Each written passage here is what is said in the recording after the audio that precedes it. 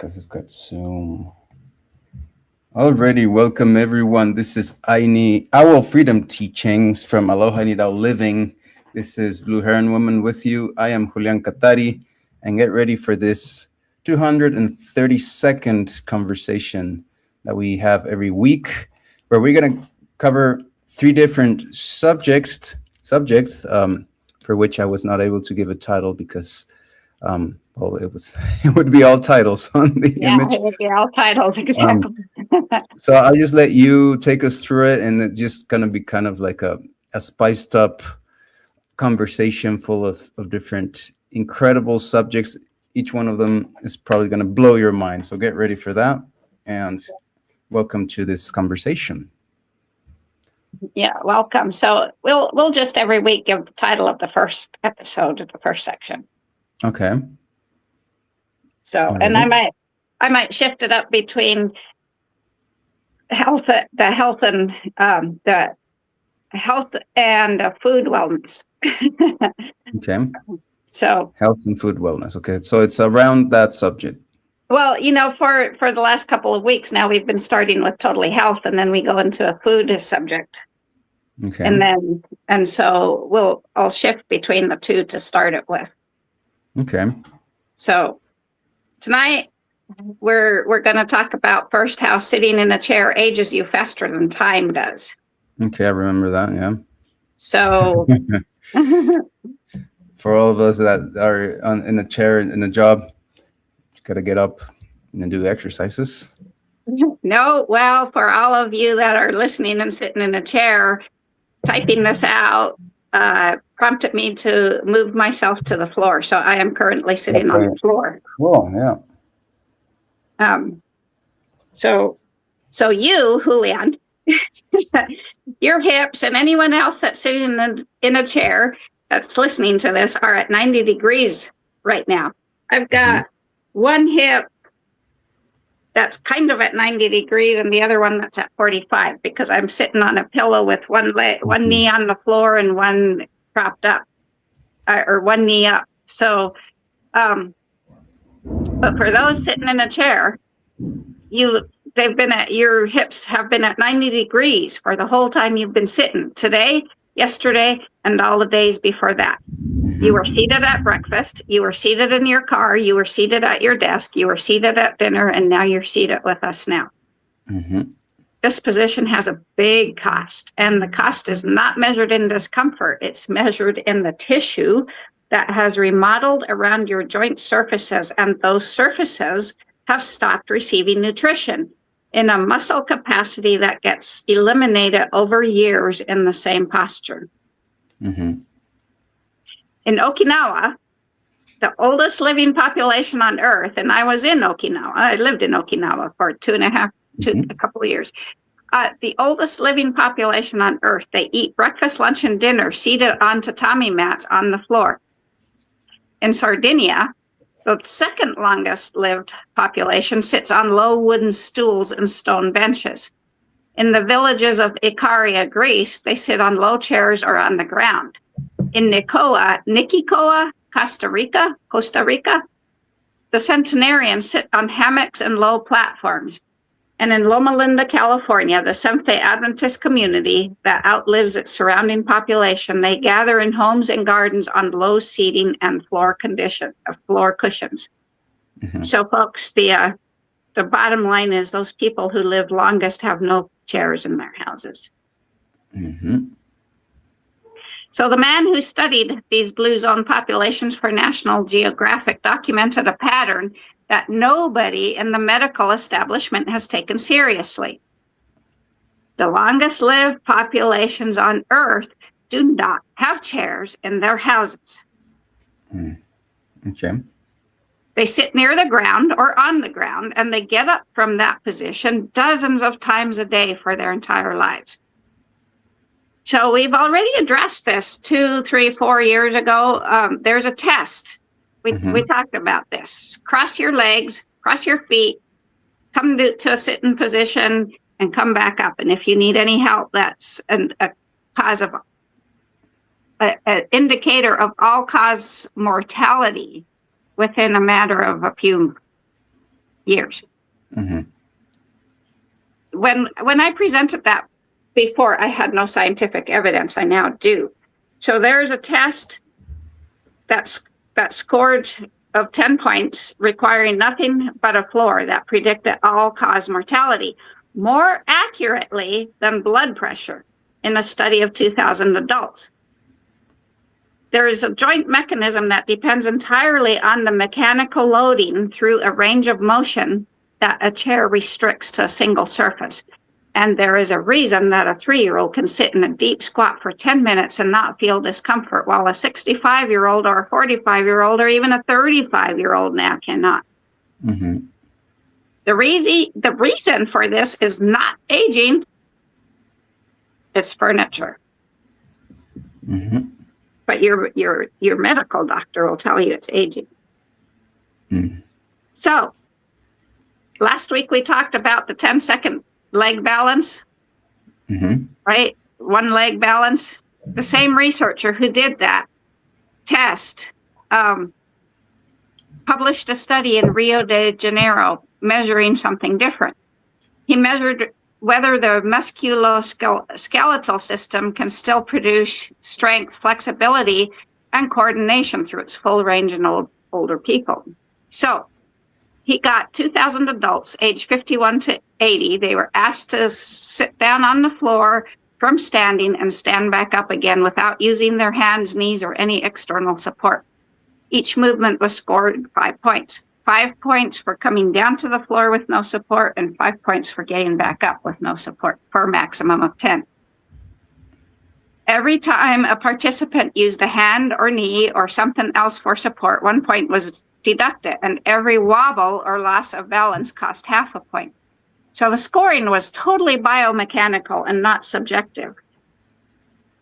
Each deduction corresponded to a specific compensatory movement that the body was using to substitute for a capacity it no longer held.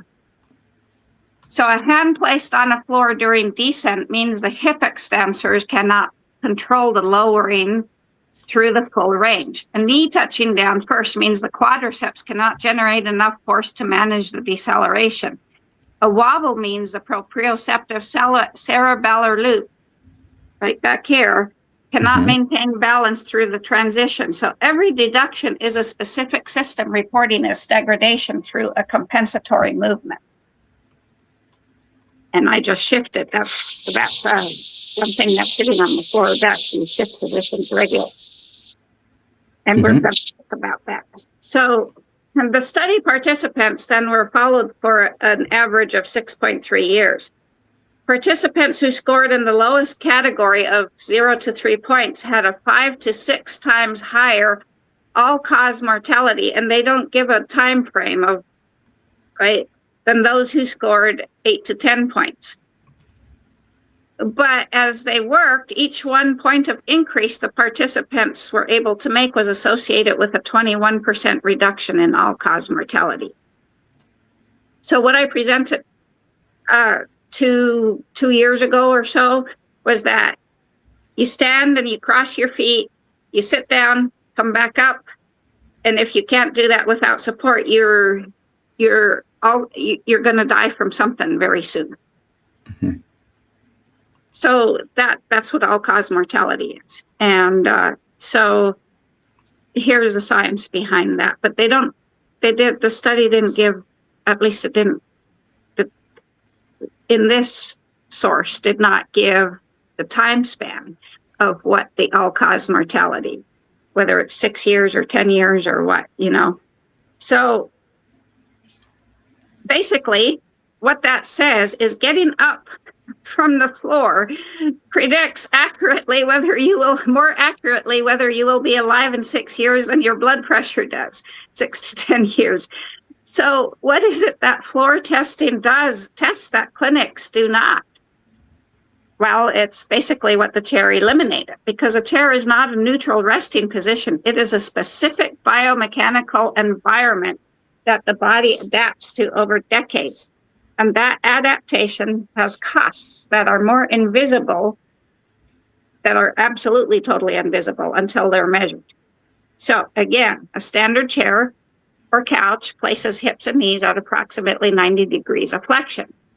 The ankle remains near neutral and the spine is either supported by a backrest or unsupported at approximately 90% of hip to trunk angle.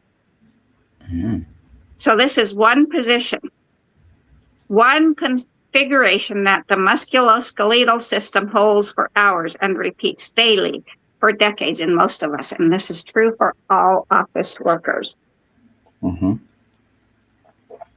Sitting on the floor requires the body to adapt to multiple configurations. Cross-legged sitting uses 90 to 120 degrees of hip flexion with external rotation and abduction moving away from the center line. Kneeling, or as the Japanese call it, seiza, kneeling and sitting on your heels, which the Japanese call seiza, uses maximum knee flexion at 150 degrees.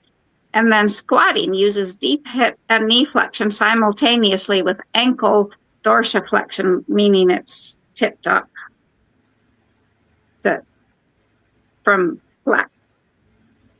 Side sitting, so which I'm kind of doing now, uses asymmetric hip rotation, and each position loads different joint surfaces. It stretches different muscle groups and activates different stabilizer chains in our bodies. So floor or low chair sitting exposes the hip joint to approximately 30 different positional configuration, which chair sitting eliminates. So we have 30 versus 1. The difference is not preference. It's mechanical input to every tissue in the hip complex. So chair sitting has the superior weight-bearing surface loaded continuously. So the posterior capsule in your butt tightens from never being stretched. The external rotator muscles shorten then from never being asked to rotate. The ankle dorsiflexors stiffen from never being taken past neutral. Every tissue adapts to the single position it is given, and the adaptation is the loss of capacity to assume any other position. The body does not lose range of motion from aging. It loses it from not using it. The chair produces the narrowest range input of any seated posture available to the human skeleton, and the body adapts accordingly. So what happens to the tissues when they receive only that one configuration? Well, the hip flexors, the muscles that bend your hips, are where most of the damage accumulated. The primary hip flexor muscle originates from the lumbar vertebrae and goes to the femur, the thigh bone. So it originates in the vertebrae at the small of your back and goes to your thigh. And this muscle is known as the iliopsis. In a seated position, it's shortened. And sustained shortening produces adaptive shortening. So the muscle and its fascia remodel at the shortest length through a process that is measurable at cellular level. At the cellular level, functional units of the muscle are removed. They're actually removed. So they shorten the muscle's resting length, and the fascia remodels around this new configuration. And then when you stand, the shortened iliopsis pulls your spine into a disfiguration with a pelvic tilt that changes the mechanical lower loading structure in your lower back. So then your lumbar joints are compressed and your discs are experiencing asymmetrical loading because the erector muscles in your back are now working harder to maintain upright posture against the pull of the shortened hip flexors. So lower back pain is the result of this, and millions of people, including doctors and chiropractors, massage therapists, they all attribute it to aging. And the truth is that the majority of it originates in the adaptive shortening of the iliopsis muscle from decades of chair sitting. And I can tell you in just 3 days of floor sitting, my lower back pain is gone. Wow. And I've been having a lot of lower back for itself. I'm going to tell my mom that. I actually avoid the chair so much. I'm like, no, I don't want to sit down. And I sit on the floor a lot, and I eat on the floor. I have like a carpet here, and that's why I have it, so I can be on the floor. Yeah. And I only keep like some of the work on the chair because it's the computer, the monitor weighs, and it's going to be up here and whatever. Well, I've been looking at it for a couple of years and looking at floor desks on Amazon and otherwise, and then my daughter brought me home a comfortable chair for Christmas, a comfortable office chair for Christmas, and I'm like, well, shit, right? And then I was working on this, and I'm like, oh, absolutely, I have got to get to the floor again. How can I do this? I didn't like any of the floor desks I found, and then I'm looking at a bookshelf that I had built that the books need to be packed because we're shifting to a new branch. And, oh, well, I can use the boards from that bookshelf. And then I have tons of milk crates stored up. Wow. So that became my floor desk, boards and the milk crate. And it works perfectly well. Perfect height. So, so we are a species that evolved to squat, kneel, and sit cross-legged for eons. And yet we adopted a piece of furniture 5,000 years ago that holds our primary hip flexor muscle in a shortened position. So again, the muscle remodels, the spine compensates, and the medical system treats the pain as a result of aging rather than a consequence of furniture. The deep squat is not an exercise. It's a resting position that every human body was designed to use.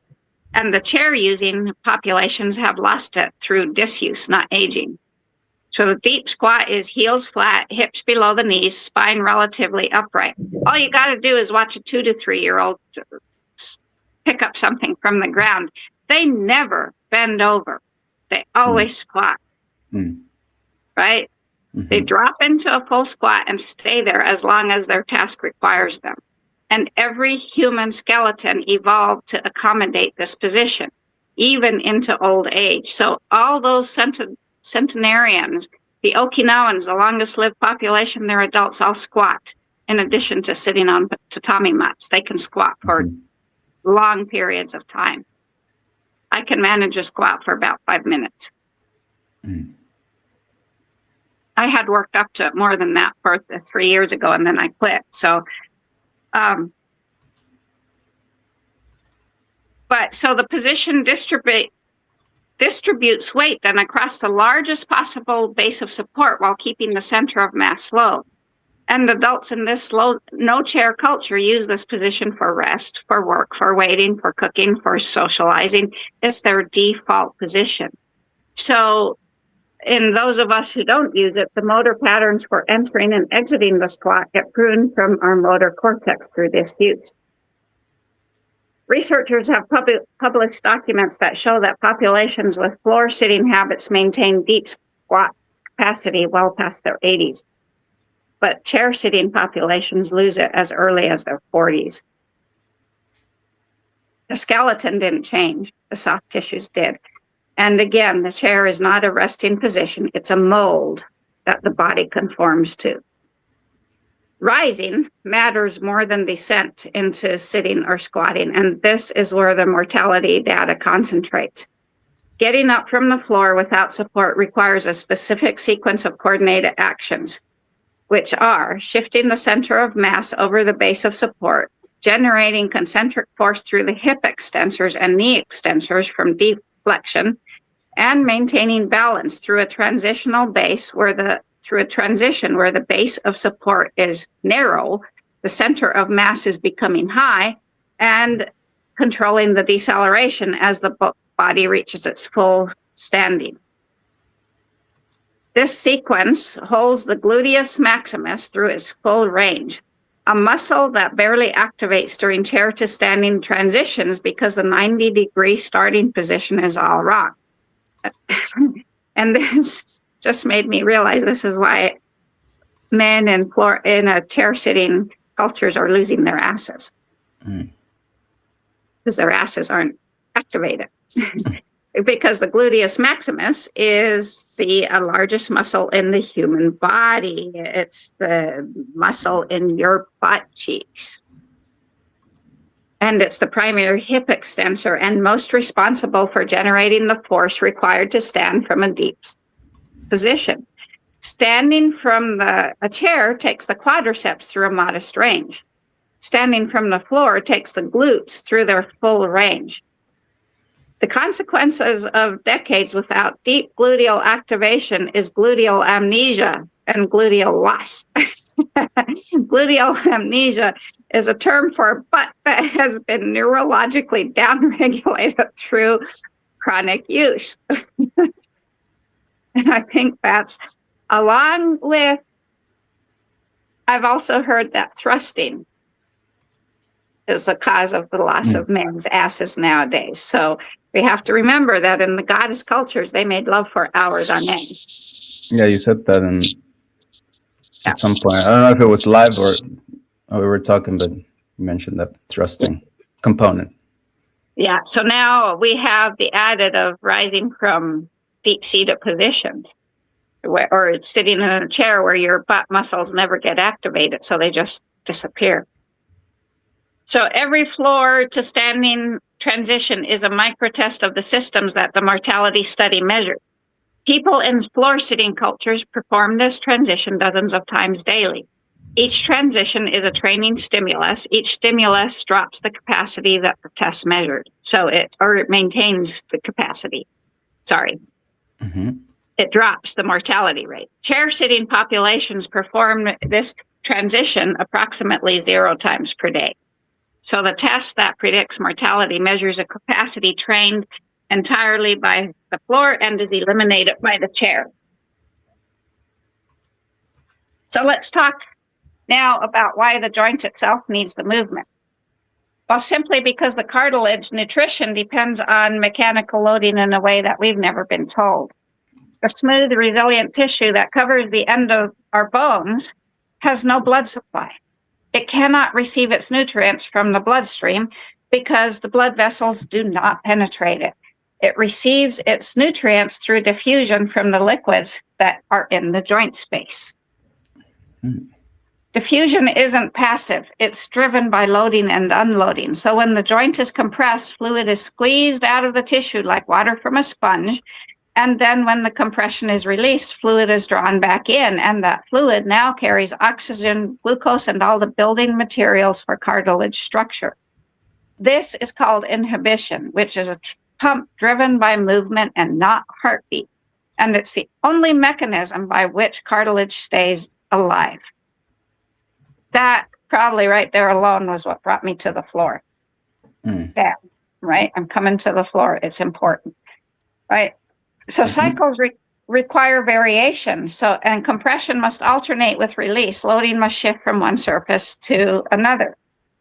A joint that is compressed in one position, like sitting in a chair, continuously does not cycle fluid. It squeezes it out and it holds it out. A joint that is continuously unloaded does not draw fluid in. Cartilage needs varied cyclical loading to survive, and the deep squat loads different surfaces than the cross-legged sit. The cross-legged sit loads differently than the kneeling position or seiza, and each transition between positions is a pump cycle, compressing one region and releasing another, driving nutrients into surfaces the previous position starved. Cartilage that is not cyclically loaded does not receive adequate nutrition, and the surface then degrades. So osteoarthritis begins from underuse of the joint surfaces. Osteoarthritis that develops on neglected surfaces is not wear and tear. So the hip replacement surgeries that Americans are getting left, right, and center are not osteoarthritis from a joint surface that has arthritis from aging. It's replacing a joint surface that was starved and not worn out. Does the damage reverse? Yes, it does. The direction of remodeling depends on the signal the tissues receive. Soft tissue remodels in both directions. Muscles lengthen when held at longer lengths over time, and the muscle units that were lost are regained, the inverse of shortening. Joint capsules stretch when they're moved through an increased range, and motor patterns for deep squatting and floor transitions can be relearned. The motor cortex remains its plasticity for these fundamental patterns throughout life, because these patterns were not genetically lost. They were just experientially suppressed. So the first weeks of floor sitting in a body adapted to chairs are uncomfortable. Yes. Oh, yes. By day 2, after sitting on the floor, once I got myself down to the floor, I sat on the floor for, I don't know, an hour and a half. The next morning I got up and came to sit on the floor, and in cross-legged positions, and those muscles on the inside of my thighs they're still screaming. Yes, it's very uncomfortable, but not because the floor is harmful, because the tissues are being asked to assume positions they haven't held for decades. The discomfort in tissue receiving a mechanical signal they have stopped receiving. So the discomfort is the adaptation beginning, not failing. So capacity responds to the stimulus of movement. So a person who scores 4 out of 10 on the sitting rising test needs both hands and a knee to get up from the floor, and is in the highest risk of dying from anything category. If that person practices floor to standing transition, their score improves, and each improvement is associated with a 21% decrease in mortality risk. So testing and training are the same action, and the measurement is the medicine. The test that predicts death is identical to the exercise that delays death.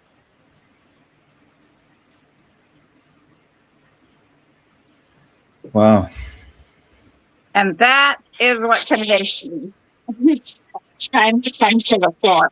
That's the kind of thing you need to hear to do something that you kind of know, but that information really helps to understand and have that wiring in your head made so that you actually get off your ass. Yeah, and it is uncomfortable. I mean, there's no ifs, ands, or buts about it. It's very uncomfortable, but I'm actually quite enjoying it because, yeah, I am transitioning positions multiple times.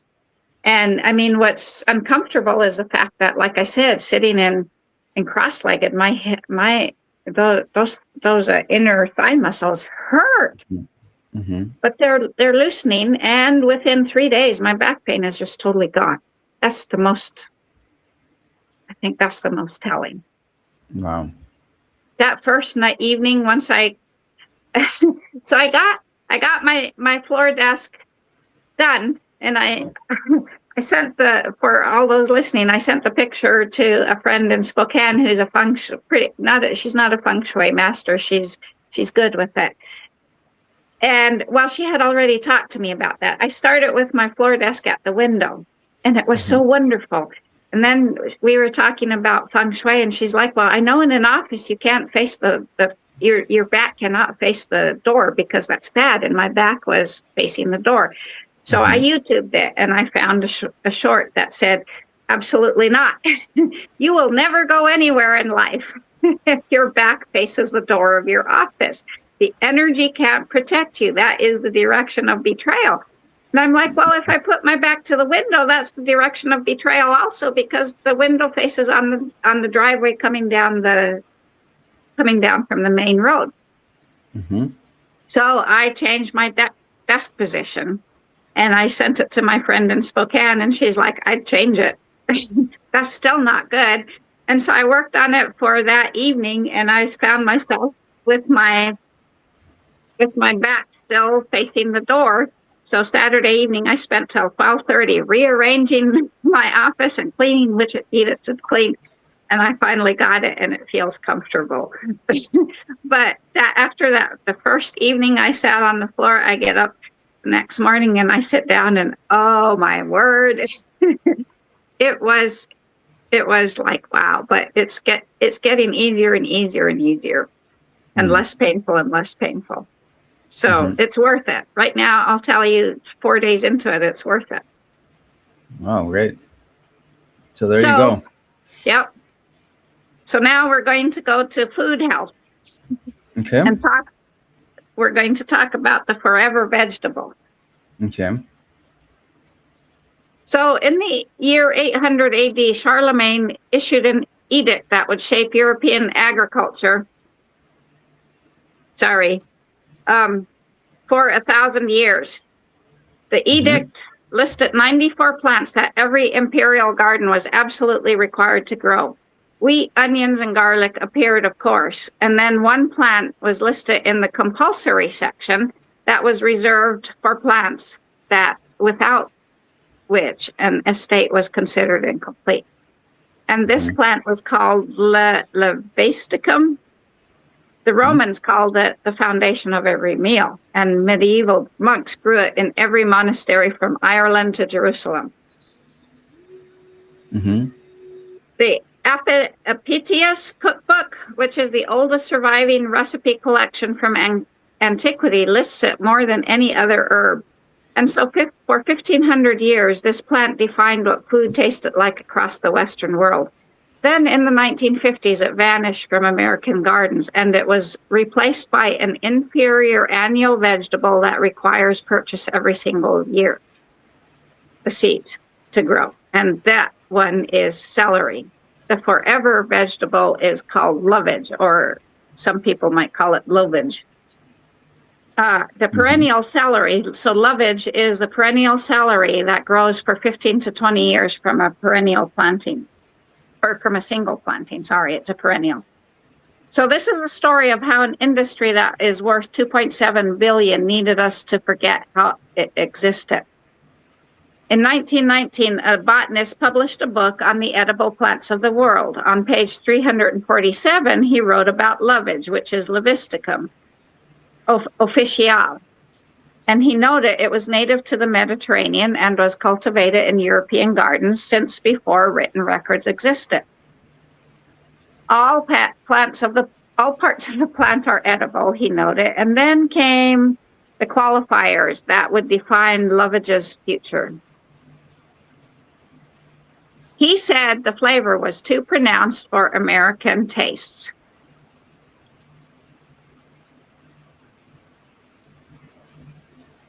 At that point in time, and I paused there because we had a pizza restaurant open here in McAllister, and it was too pronounced for McAllister tastes.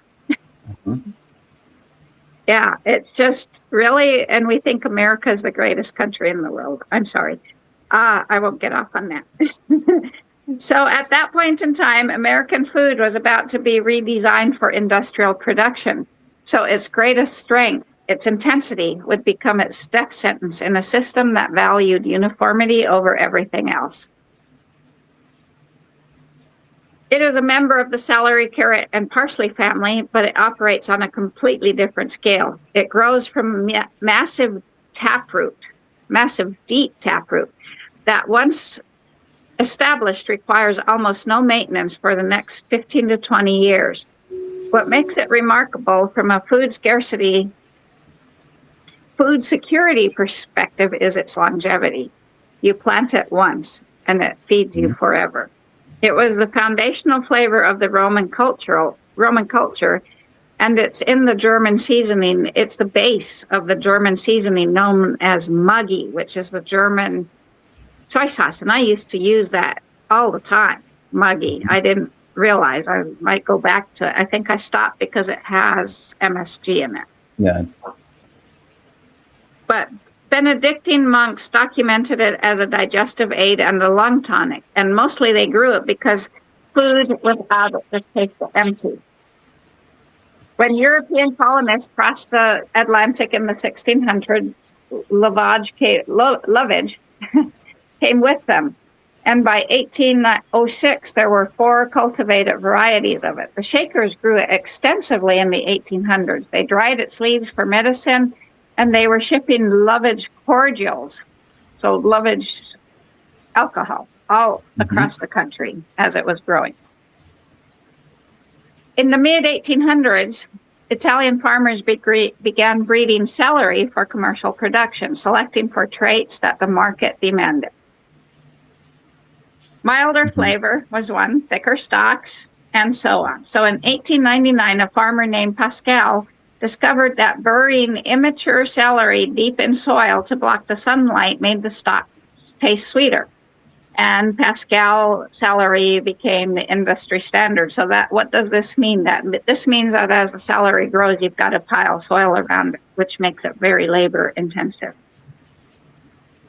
So in the mid-1800s, Italian farmers began breeding celery then for commercial production, selecting, oh, we already said that. Sorry. By 1900s, the American farms were scaling up celery production in Colorado and Michigan. And yes, celery only grows, it likes cool climates. I couldn't grow it here in Oklahoma. It required massive amounts of labor due to having to constantly bury the stalks, for one thing. It also had one feature Lovage would never possess: predictable uniformity. Commercial celery grows in neat, predictable stalks. The entire field matures within days of each other, allowing for a single-pass mechanical harvesting. Then the machines can top the plants. They can sort by size and package for shipping. Lovage refuses to cooperate. It grows 6 feet tall with stems that vary in thickness. You can harvest it continuously as you need it. You cut the outer leaves and stalks while leaving the center, and it does not mature on schedule. It just keeps growing. The deep tap roots make mechanical harvesting impossible, and the flavors vary by age of season, which means Lovage will never deliver the identical taste industrial food processing demands.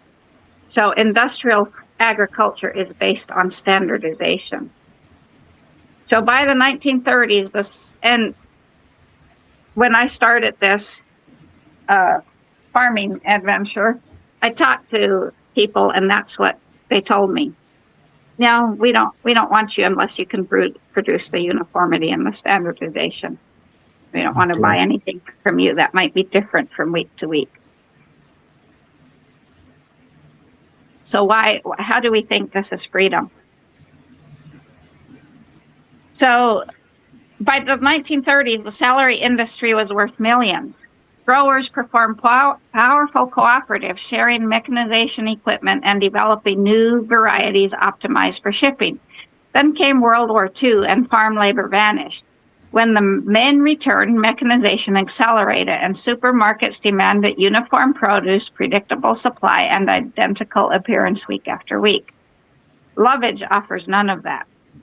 And now there's another problem. A farmer plants celery seeds in the spring, the crops grow, they get harvested, and they die with the first frost. The next spring, new seeds are needed. Repeat customers, generating recurring revenue, profit. Now, Lovage, you plant it once, and it produces for 15 to 20 years. No seed purchases for a decade and a half. You plant it once, it returns every spring, it survives winter temperatures to -30, it breaks dormancy in April, and it produces continuously through October. The plant, and it might produce longer and warmer. So the plant divides itself naturally, and neighbors can share root divisions over the fence. Seeds fall to the ground and germinate on their own. And from a seed company's perspective, that's really bad because they're losing sales, right? Because Lovage eliminates the need to buy seeds. The young leaves can go in fresh salads, adding that sharp celery parsley kick. The mature leaves dry beautifully for winter soups. And the hollow stems can be candied like ginger or used as aromatic straws for tomato-based drinks. And the seed works as a spice. In fact, when you buy celery seed in the market, you are really, truly buying Lovage seeds. And the root of Lovage is also edible. It contains significantly more vitamin A, not the root, the whole plant, than celery for vision and immune function. It provides more calcium and vitamin B6, as well as quercetin, which is an anti-inflammatory flavonoid. And celery has it only in tiny, tiny bits, but lovage has it lots. And then lovage also dominates vitamin K for bone health. If you have eaten only grocery store celery with its watery crunch designed to offend no one, you might find lovage a bit intense. It's stronger, spicier, and more complex. And one leaf can flavor an entire pot of soup. One stem seasons a gallon of stock, vegetable stock.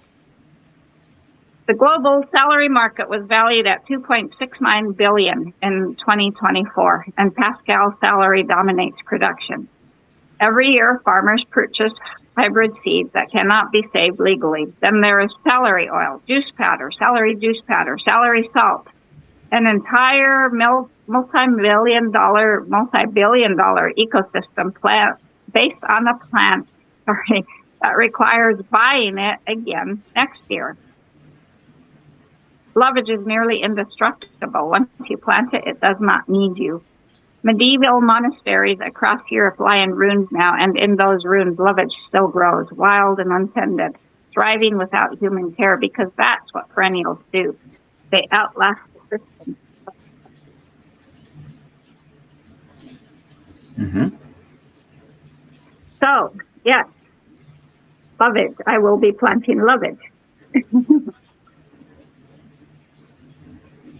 So, while we're talking about that, we probably won't have time to go into the Taoist arts of the bedchamber tonight, because we're going to go into this prison of consumerism, standardization, and uniformity. I mean, we think it's wonderful, but really, is it?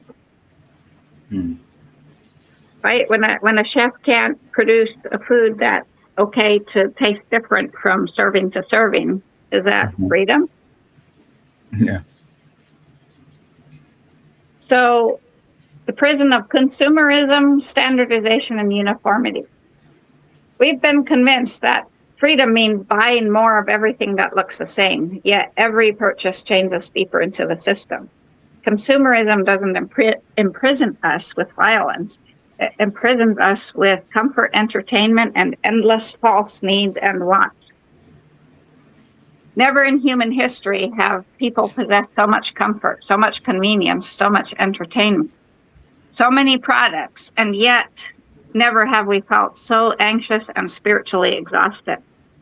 We live in an age of food arriving at our door in minutes.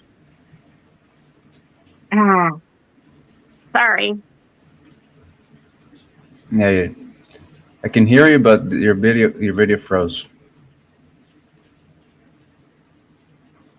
And you're probably gone now. So she's probably gonna come back, and we just need to wait a little bit, and she'll be back. There we go. I can see you now. Yeah, my phone was doing stupid things tonight. Yeah. It all of a sudden popped up a screen and now I'm echoing like crazy. You entered twice. Yeah, and I don't know how to delete the first one or the second. Yeah, I don't either. But I hear you. We can hear you fine. There's no echoes. So, back to this. Food arrives at our door in minutes. We have infinite entertainment in the palms of our hands that fits in our pockets also, and algorithms that study our clicks and seem to understand our wants and needs better than we do. Yet depression increases, loneliness spreads, attention spans collapse, and people wake up every morning with a feeling they cannot explain, a quiet sense that something is profoundly wrong, and yet the system tells us that this is freedom. What if modern consumerism, standardization, and uniformity is not the peak of human freedom and really is the most sophisticated prison system ever? The old forms of slavery were crude. They used whips, cages, violence, and fears. The slave knew he or she was a slave because the chains were visible. However, modern civilization discovered that if you make people comfortable enough, entertained enough, and distracted enough, they will never rebel and will in fact defend the system oppressing them. And this is the genius of consumerism, uniformity, and standardization. It doesn't control us through pain. It does. Through pain. Yes, it does. It imposes misery, but we're okay with that because it controls us through false pleasure.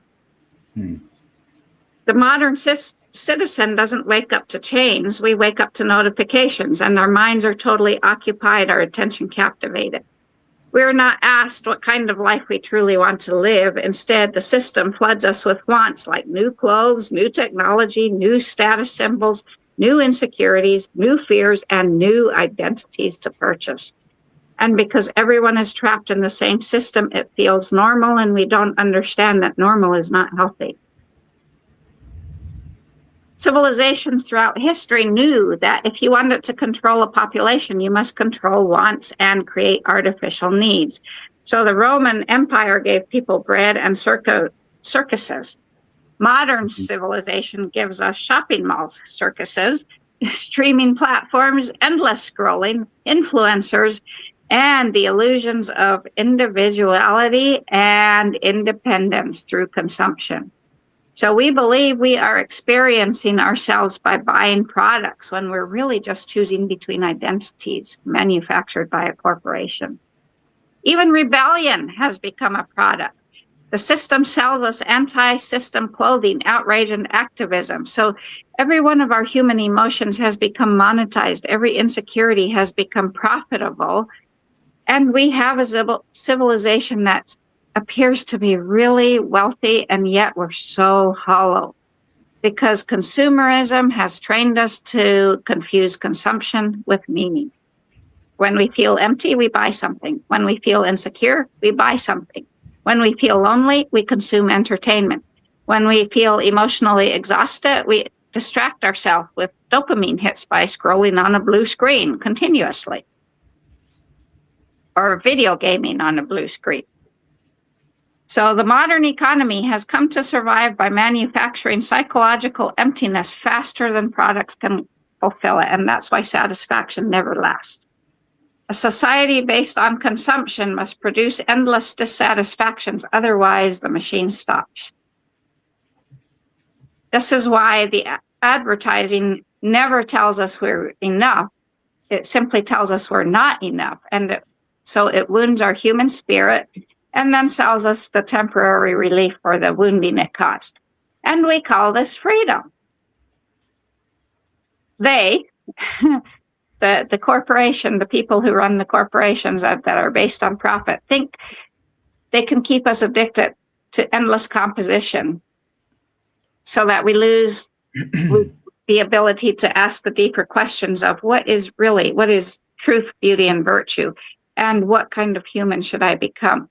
They think these questions disappear totally because consumer culture reduces our existence to entertainment and economic activity. Yet those deeper questions are never suppressed fully. They lie dormant in our souls. They think that once they have turned us into permanent customers, it makes us easier to manipulate politically, emotionally, and spiritually by training us to seek comfort above all else. And yet they're imposing misery on us too. They're imposing disease. So, as we just heard from the terror cultures.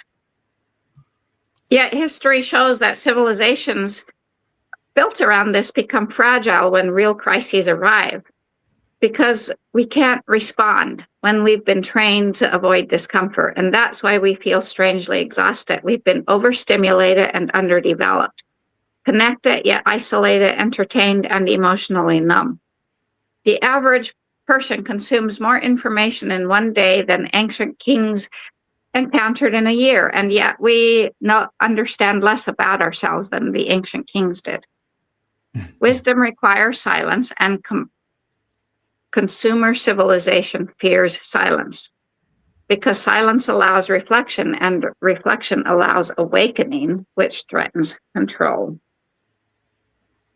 If we truly sat without distractions, we would realize that we're living according to scripts we never consciously chose, that we pursued careers for status because that is what is rewarded, or money per hour, right? Like my daughter was told by her high school guidance counselor that archaeology would never make her any money. And she was like, I don't care, I'm going to be an archaeologist. And yet it's because of that, it's made her lots of money.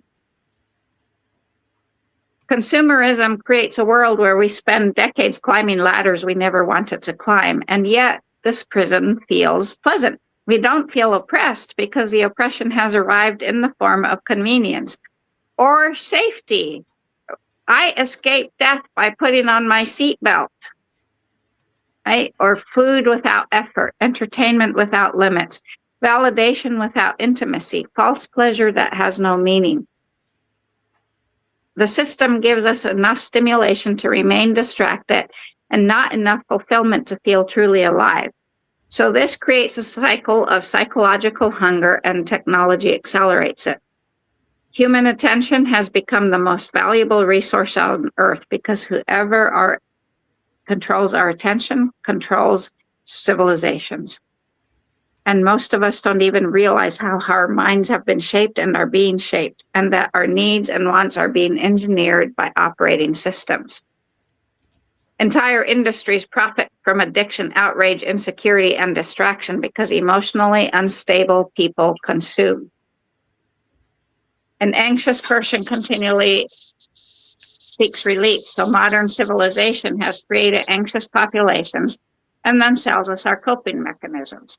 Think about how strange this is. We work exhausting jobs we dislike in order to buy products that temporarily relieve the stress created by the jobs. We're like hamsters on a wheel. We wake up, we work at a job we don't like, we consume, we distract ourselves, and then sleep and repeat over and over again, because that is normal. Everyone is doing it, and the absurdity of this has become totally invisible. Civilizations don't collapse only economically or materially, they collapse spiritually. A society collapses when people lose the ability to distinguish what is meaningful from what is merely stimulating. Consumerism systematically destroys this distinction, and everything is optimized for instant gratification because reflection is bad for consumption, patience is bad for consumption, and discipline is too. Deep relationships are harder to monetize than loneliness is. Strong communities are harder to manipulate than isolated individuals. So consumerism fragments society while pretending to liberate it. Today, we often possess hundreds of online connections, and yet we feel profoundly alone. We have access to infinite entertainment, and we can't simply sit quietly with our own thoughts. We can instantly purchase anything and yet feel internally empty. And this is the logical outcome of a civilization that treats humans as economic units rather than spiritual beings. Wow. And it's so seductive because consumerism offers immediate rewards while meaning might require sacrifice. Real meaning demands discipline. Building a family requires sacrifice. Mastering a craft requires sacrifice. And consumer culture teaches us to avoid this and chase stimulation. A civilization obsessed with comfort loses resilience because we become less capable of enduring pain, uncertainty, and boredom or hardship. Attention spans collapse because the brain becomes addicted to novelty. Is this the whole reason for the ADHD? Mm-hmm. In kids, right? Identity becomes unstable because it's built on external validation rather than internal principles. So we inherited comfort and we lost meaning because meaning can't be purchased. Consumer civilization depends on convincing people that fulfillment is just one purchase away, or one promotion away, or one trend away, or one upgrade away. And so we're chasing a horizon that continually retreats. And maybe this is the final form of control, keeping us too distracted to notice that we're spiritually starving. So history may one day view our civilization not as the age of freedom, but as the age of willing, comfortable captivity. Consciousness, awareness, then, is the beginning of freedom.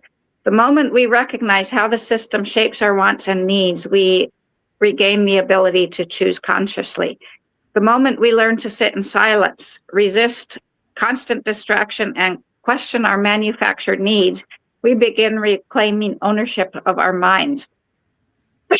And real freedom begins when we no longer confuse consumption with identity, and when we learn that happiness can't be bought because happiness emerges from meaning, connection, discipline, purpose, and truth. It begins when we stop asking, what do I want to consume, and start asking, what kind of human do I want to become? The system doesn't fear angry people as much as it fears conscious people. A conscious person is difficult to manipulate because we no longer chase every trend or derive our self-worth from status symbol or sacrifice our entire existence to feed a system that profits from our emptiness. So the future will be decided by humans who once again discover meaning and preserve their humanity and become spiritually alive again. And this is what we're doing with Uttleville UGG societies. What does UGG stand for? Agriculture, animal husbandry, hunter-gatherer. Okay. It's A H G. Okay. Freedom is the ability to think independently from the system shaping our wants and needs. So consumer civilization has created a population drowning in stimulation and starving for clarity. And this is where the Taoist arts of the bedchamber takes sexual union from stimulation to union and true union and intimacy. Mm-hmm. So that's kind of why I presented this, because this is so important for us to understand. Mm-hmm. In ancient times, philosophers warned that a society obsessed with comfort, standardization, and uniformity loses its capacity for truth, because truth is often uncomfortable. Truth demands responsibility and forces people to confront ourselves.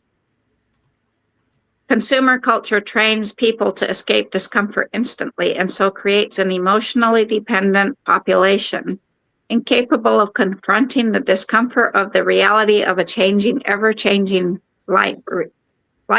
I mean, because life changes, right? And people who cannot tolerate discomfort will trade freedom for convenience, no matter how it enslaves them.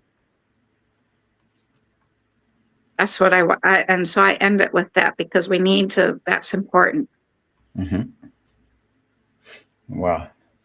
How much convenience does it take for you to be offered to before you let yourself get led off to a concentration camp where you really will experience discomfort? But they can tempt you to go there willingly with convenience, because you're so willing to avoid discomfort. Wow, that's yeah, it's a terrible thing. I think of the fact that so many are caught in that comfort culture, and that they can only interpret things from that scope. Yeah, but yeah, even when they get into things about shamanism, or they get into things about magic, or they get to spirituality, they're still kind of seeing it through that. I do it because it stimulates me. Yeah. Yeah. Instead of seeing the depth and the necessity to that the fact that when you're in that path, it is not a comfortable road. Yeah. So wow. So this has been a very, very important, very transcendental, useful piece of information. And Was there a third section? Or that was it? That was 3. Yeah. So tonight we won't go into the Taoist arts of the bed chamber. Well, we will with here. Let me give you this brief image to end with. Okay. Imagine 2 lovers preparing to meet, not with urgency or impulse, with reverence. The lights are low, the breath slows, there is no rush or performance. Instead, each person approaches the other as one might approach a temple, in silence, in wonder, with open presence. Because to enter the body of a beloved is not a casual act, it's a passage between worlds, a crossing from the visible to the invisible, from the physical known to the energetic, sexual, sacred, unknown. Okay. So the sexual body is not merely anatomical, it's an energetic temple.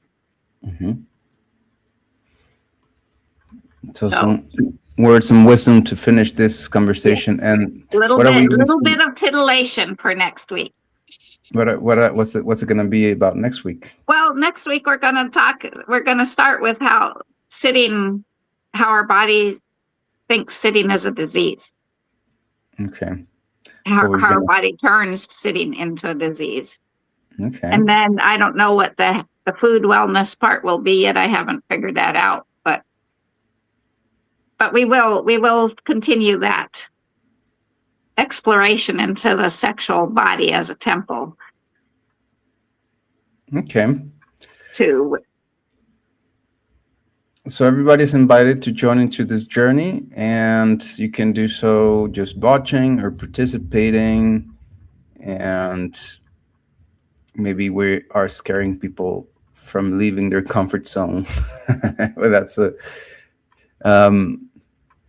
But then that's the other lesson, is that life will life will push you anyway. So why not just take the easy road? Is the comfortable road is doing it voluntarily and not waiting for life to push you. Yeah, because when life pushes you, is something really unpleasant is going to happen. When you say, I need a really loud, a really big what's the ear? What do old people wear in their ears? Why can't I think of the word? Hearing aid. Hearing aids, yeah. Yeah, hearing aid to listen to you, universe. Such a big hearing aid. For example, an acquaintance that I know died drowning last week because he needed a really big hearing aid, but he didn't get it. He drowned. He died, and his kids watched him drown and die. Wow. Okay, well, that's, yeah. So yes, it's much easier and less, in the long run, less discomfort to actually leave your comfort zone and allow life to stretch you than wait for life to beat you over the head with a drowning. Yeah, that's it. So, or a car accident, or something. Okay. So let's keep it tight and nice, and let's see each other next week so that people will be happy to join us and watch the whole show. So thank you for being here. Thank you for watching. Thank you for listening, and hope that you get a wise choice coming to you soon. And thank you all. See you next week.